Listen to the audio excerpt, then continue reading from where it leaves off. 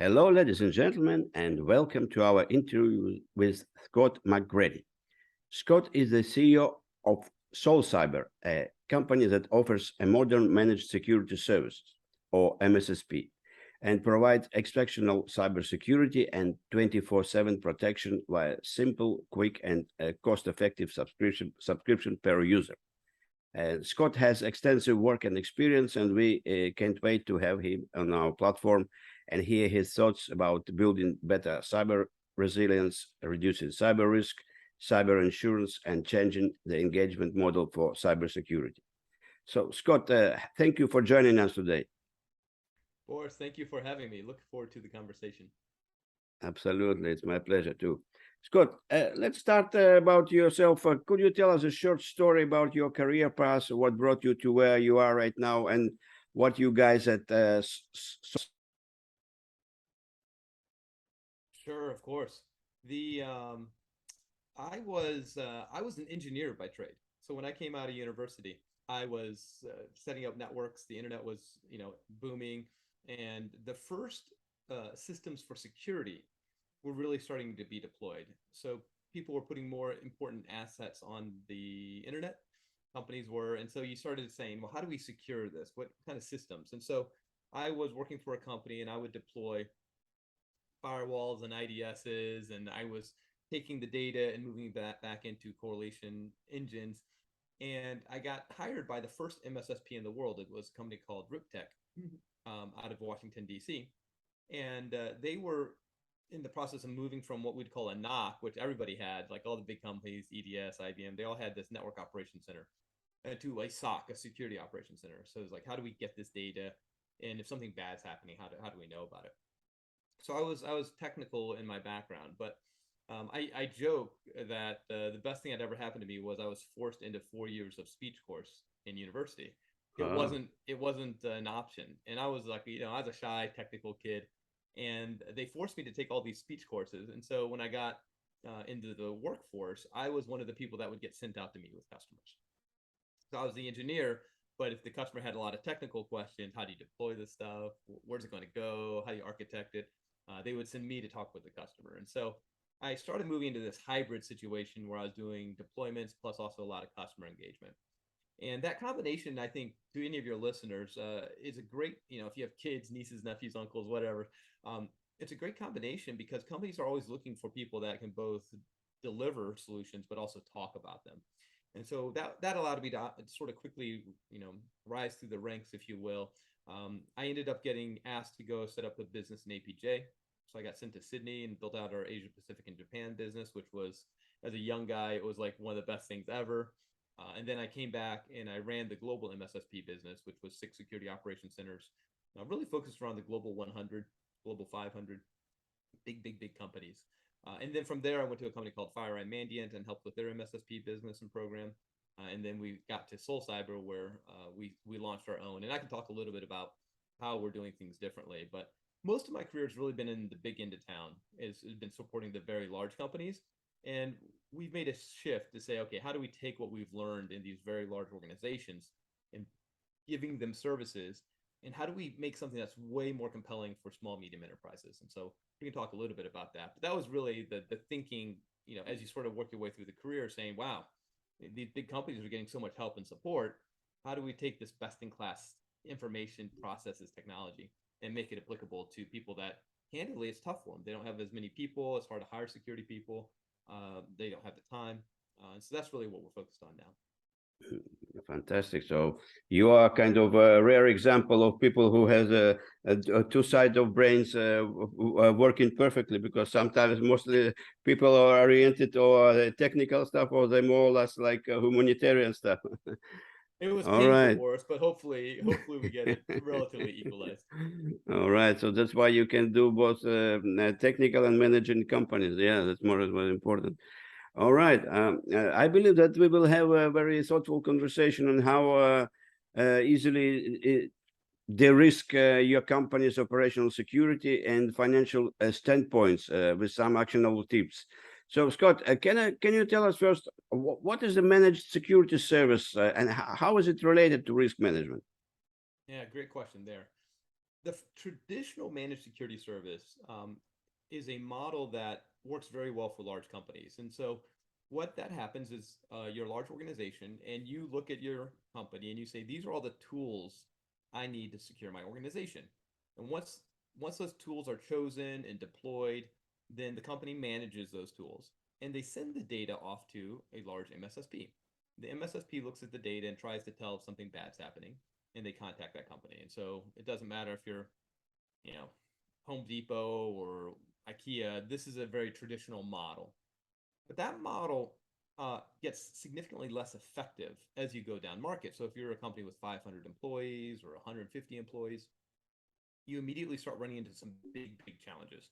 The first one, getting access to the best tools is hard. A lot of the best tools when it comes to security, uh, they don't really sell, they don't target companies below 1,000 seats or 2,000 seats or 2,000 users. So even getting good quality tools is difficult. The second problem is uh, having those tools deployed and managed consistently. To have a really good, what we call foundational security coverage, you need about 7 or 8 different tools. Well, all those tools need upkeep and management and changes and patching and all the stuff. And then they need to be obviously funneled into a security operations center where you can do best in class analytics and security response. Because mid market are being targeted by the same sophisticated actors that only the large enterprises were 3 or 4 years ago. Okay, so 3 or 4 years ago, if you're a big company, sophisticated people targeted you. If you're a mid market, less sophisticated people. Now, everybody's getting hit by the same level of sophistication.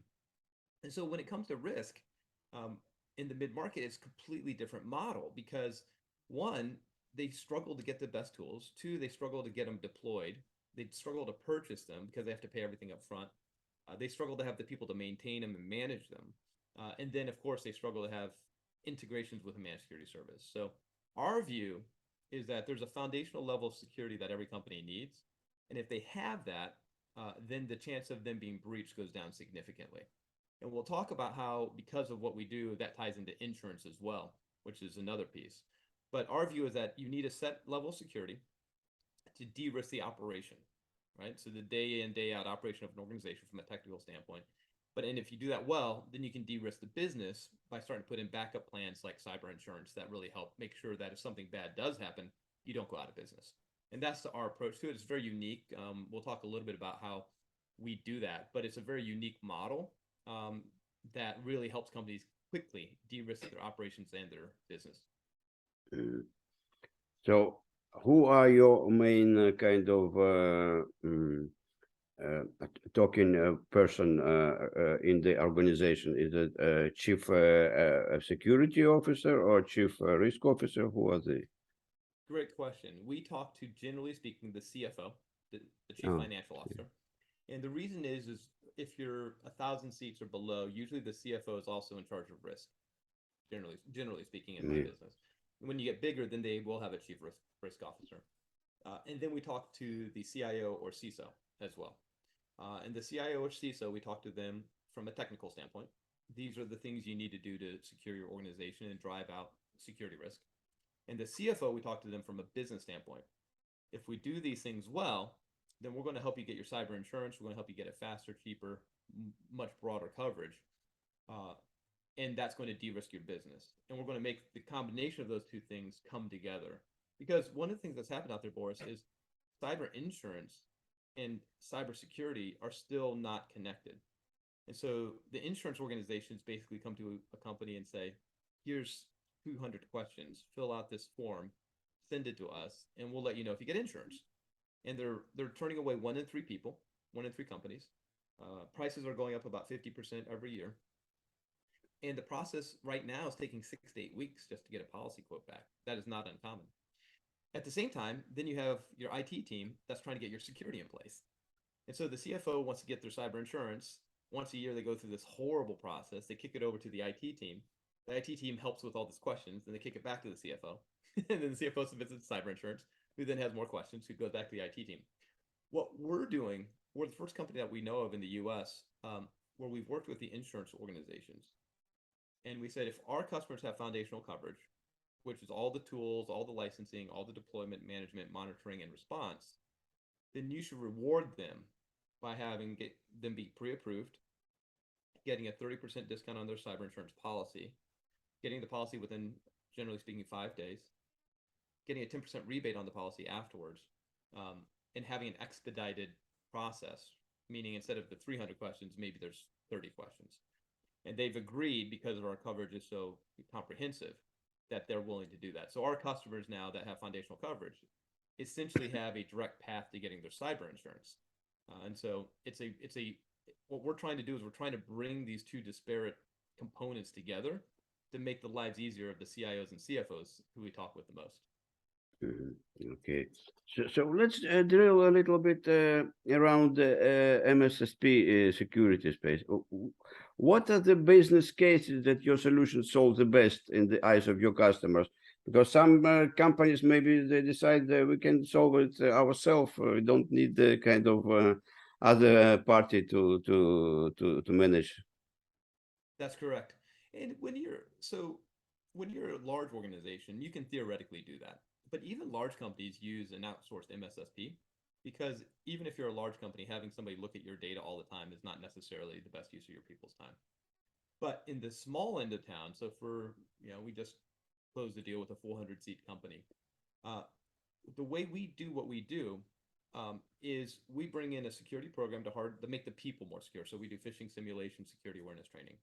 We bring in advanced email capabilities so that the really advanced threats that continue to get through email are detected and we can see them. We bring in advanced endpoint capabilities so that highly sophisticated malicious activities get sent to the SOC, and we can then respond to them. We bring in deception capabilities. So the ability to, if somebody gets in through like a legitimate credentials, they're going to try to move around the network, we're going to be able to see them. We bring in user behavioral analysis so we can tell what's happening. And then we bring all that back into a SOC, and when something bad happens, we can respond on behalf of the customers. Well, if the customers want to build this, they can. We tell them exactly all the tools that we use. There's nothing hidden. They see our price on our website. But generally speaking, we're about 40 to 50% cheaper than them doing it themselves. The other benefit is we have our customers up and running on almost the entire stack in 14 to 30 days. And so this deal that we just closed, the customer literally just said, he was a new CISO. He said, I planned on taking a year to year and a half to get everything deployed. We also needed cyber insurance. So he goes, I assumed I'd have tough time getting cyber insurance because I don't have all these things in place. And he assumed he would have to go through and choose everything. But with us, he chose our foundational coverage. We had him up and running in 30 days. We handed him over to the insurance company. We signed off that we have foundational coverage. He got his cyber insurance policy in 5 days. And he covered off what he thought was 18 months worth of work in about 30 to 45 days. No. And he goes, you're cheaper. So we actually came in under budget. So he'd gotten approval for a budget to do all this. The budget was 12 to 18 months. We came in about 30% under his budget. So for him, he goes, this was one of the biggest no-brainers I've ever seen in my life. I'm saving money. I look like a rock star. My CIO and my CFO is happy. And he goes, and we're protected within 30 days. We actually have things in place that we know that if bad guys show up, we're going to be able to detect them. And if something catastrophic happens, we have cyber insurance in place. And so that's really why customers love what we do. All right. I would like to ask you a personal point of view. What is commonly held belief or maybe misconception in your space of MSSP that relates to that you are kind of strongly disagree with? This is a very good question because I've been in the MSSP space for 20 years. And the biggest misconception is that the MSSPs are sort of infallible, right? That they are always correct. But the dirty secret in the MSSP space is if you don't have the right tools, products deployed at the customer site, then the chance of the MSSP finding something bad drops significantly. And so very large companies have been breached that had managed security services. And people were like, wow, if Capital One or these other companies that have been breached, if they can't be protected, how am I, a 400 or 500 seat company, supposed to be protected? And so the biggest misconception is that the end user, especially again in the small medium enterprise, which I define as like 50 seats up to like 2,000, that they have to do it all themselves. and then they just hand this over to an MSSP. It's just we've completely changed the model to say you don't have to do it all yourself. Um, and if you don't do it all yourself, there's a much higher chance that you're going to be in a much better security position, because we're going to be aggressive about making sure all the tools go to all the places they're supposed to, that we have visibility. And combining those two is not a traditional motion, and we think going forward is the way that MSSPs are going to be built, so that we can have a lot higher chance of a positive outcome. If I'm saying, Boris, you choose all your stuff and then you send it to me, we now have a disconnected outcome model, where if I say, Boris, I'm going to bring you all the stuff that Goldman Sachs uses and all the stuff that Bank of America uses and all the stuff that whomever uses, I'm going to deploy that for you, and we're going to push it all into the organization, and then we're going to let you know when something bad happens. The chance of a positive outcome goes up significantly. All right. So, for example, if we take life of an average risk manager or a cybersecurity manager that works with your solution or in cybersecurity field, if there is one thing that they should start to prioritize right now that they are not doing currently, what would that be? So I think there's two different aspects. There are what we call operational security, which is security that's day in and day out. It always has to be updated. The data always has to be consumed, and you always have to be able to see if a response to something has to take place. And there's also what we call point security, which is you do it one time and it's sort of done. And so what we tell everyone is that from a security standpoint, there's two pieces. Point security, which is things like good backups. Like, it's not really security, it's availability, but availability impacts security. Multi-factor authentication. So those are things that you turn on sort of once, and away you go. Then obviously there's what we call high-end security, which is what we do. So as an example, on my board, I've got the General Keith Alexander. He actually started U.S. Cyber Command, so the offense and defensive capabilities for the U.S. government. So our view is that we have to be able to really have sophisticated security for the mid-market, because the sophisticated attacks are coming at them. But that has to be a flywheel, right? That has to be running 24/7. That can't be a one-time only. So those would be the first two things from a security standpoint: is high-end security, be able to detect sophisticated attacks with some basic point infrastructure components. And then the third thing we tell everyone is use those two components to go get your cyber insurance, right? So we still run into a lot of companies that don't have a cyber insurance policy in place, and the reason is it's complicated, it's hard, they've been rejected, whatever. But there's a real one in, I believe it's about 20 to 30% of the companies. I can check the data, but I think it's about 20-30% of companies that are small and medium enterprise that get breached go out of business. And so we really want to start these companies. We don't make any money on cyber insurance, by the way. This is just purely to try to make their lives easier. But we don't want them in a position where something bad happens, it's catastrophic, that they're also not, their business is shut down.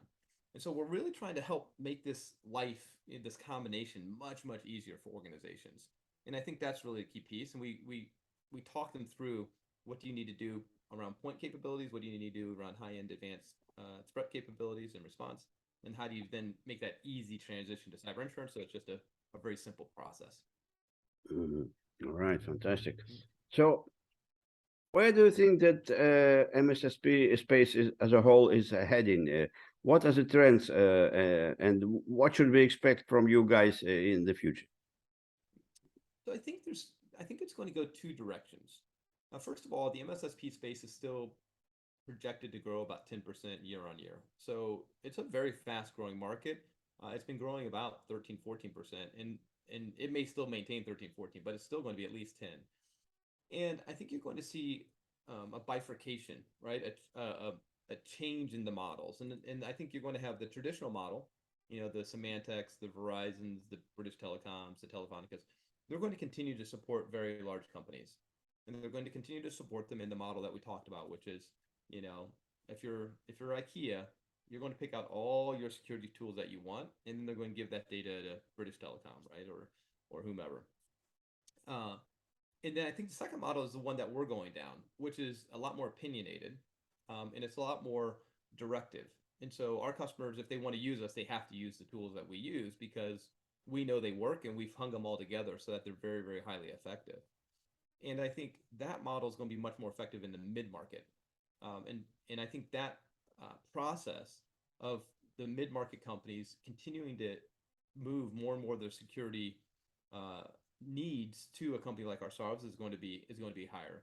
And so we're already starting to see that the traditional security in the mid-market, which I used to call like an AV in a firewall, isn't enough in today's world. These companies get breached if they only have that.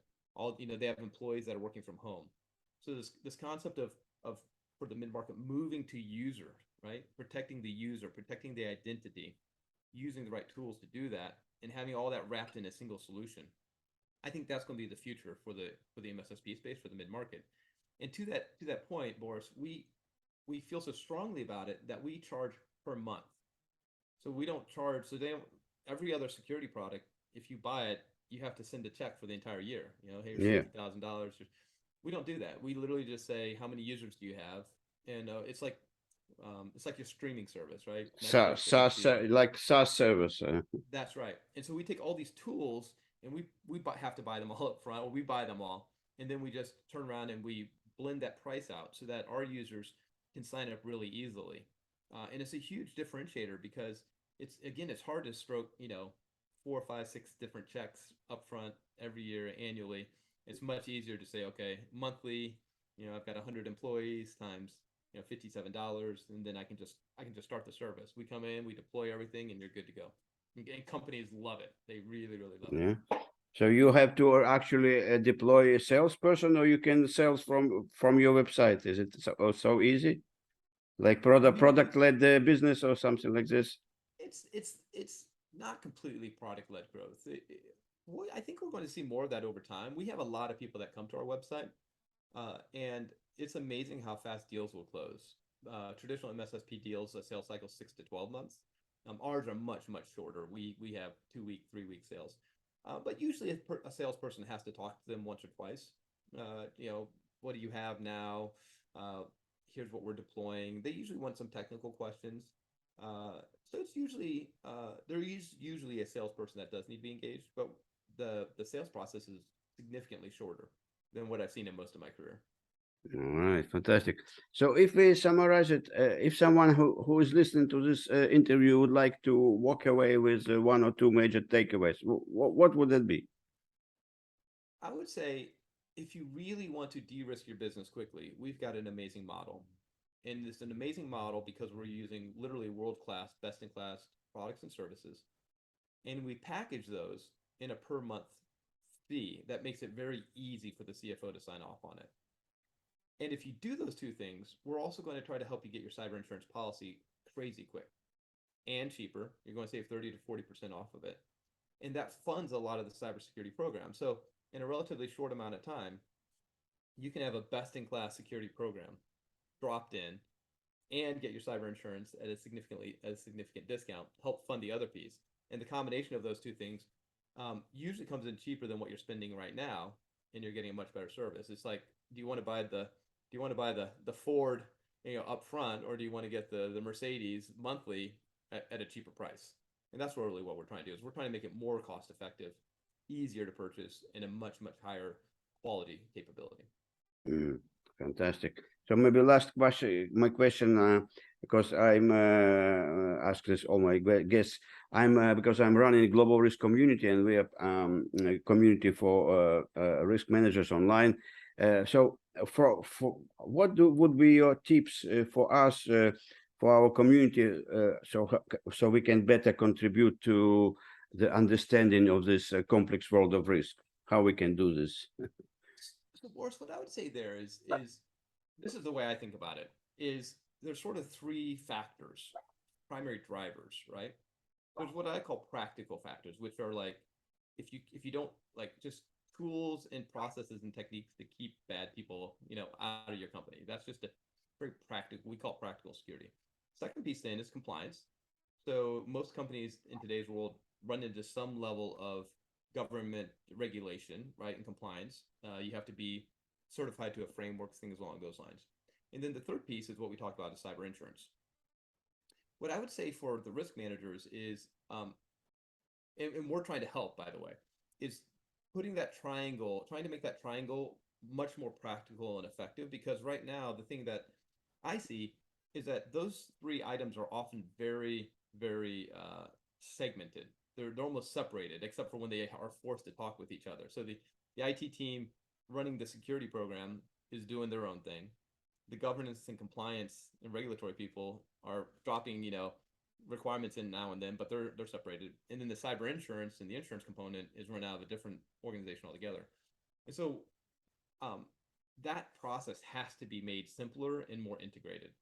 And as a risk organization, they can help with that. Like we're trying to help. We're trying to help first. We're trying to make security tooling and breaches less likely. We're trying to then say cyber insurance should recognize that. And the thing we're going to be working on next year is in compliance. So we're going to be rolling out a different set of compliance reports. So if somebody comes back and says, I really have a problem, I need to be, I'm now under FINRA or SEC regulations or GDPR, what have you. We're going to be able to support them so that this triangle of risk, we're going to try to do everything we can to make it easier on everybody. But I would say from a risk standpoint, anything they can do to try to bring those three pieces together would be very helpful. All right, Scott, thank you very much for your time. It was very useful. And hopefully we can maybe meet in a few months to discuss another topic with you guys.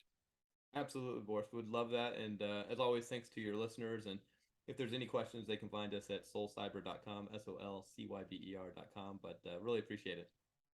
All right, great.